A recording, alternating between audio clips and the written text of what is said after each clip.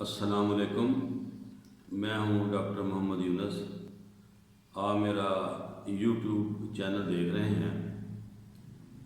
आज आपसे एक नई बीमारी जो जानवरों में पाई जाती है, मगर वो बीमारी इतनी आम नहीं है, उसके बारे में गुफ्तगू करेंगे।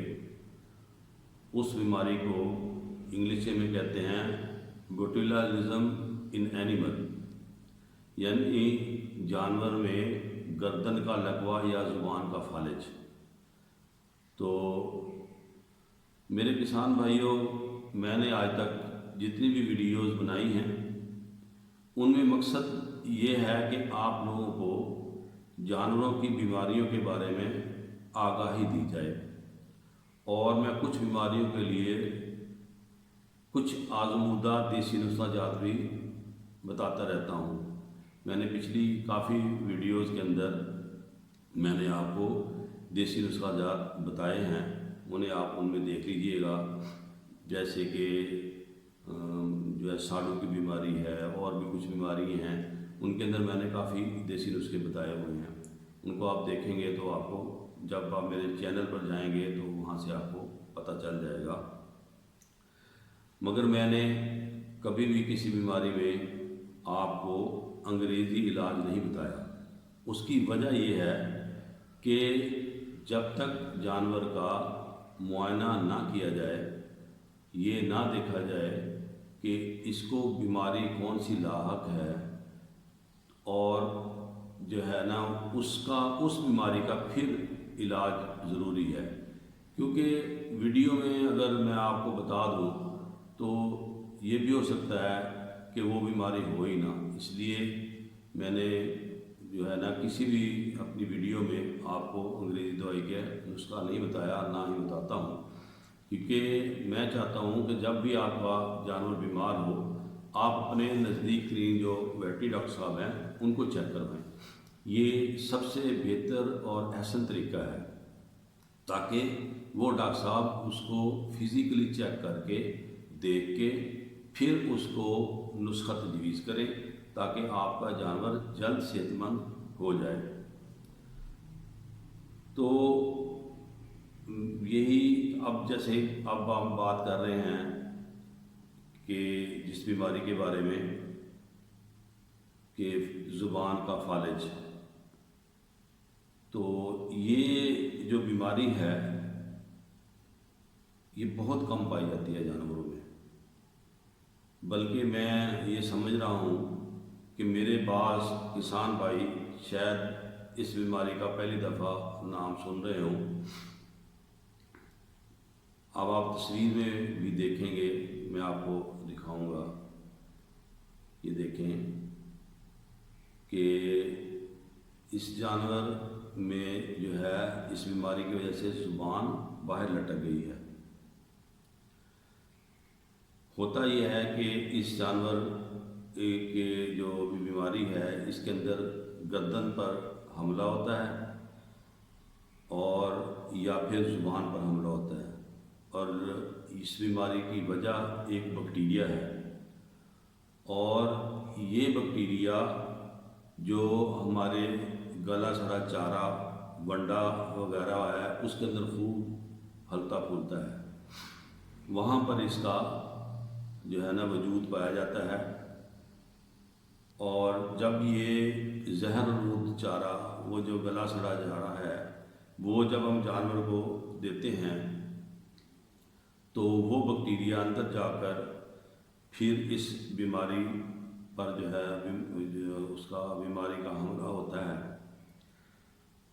और जानवर की जो ज़ुबान है, बाद दफ़ा गर्दन का लकवा हो जाता है, और बाद दफ़ा ज़ुबान जो है वो फालिज ज़दा हो जाती है। और इस बीमारी का जो हमला है वो गाय, भैंस, भेड़, बकरी में हो सकता है। और इस बीमारी की वजह से अक्सर औक़ात जानवरों में अमवात वाक़ई हो जाती है। उसकी वजह यह है कि जब जानवर की ज़ुबान बाहर लटक जाती है تو وہ کھا پی نہیں سکتا، پانی تک نہیں پی سکتا۔ تو جیسے اب پانی نہیں پیے گا تو جسم میں ڈی ہائیڈریشن ہو جائے گی، تو اس کی وجہ سے جانور پھر موت کے منہ میں چلا جاتا ہے۔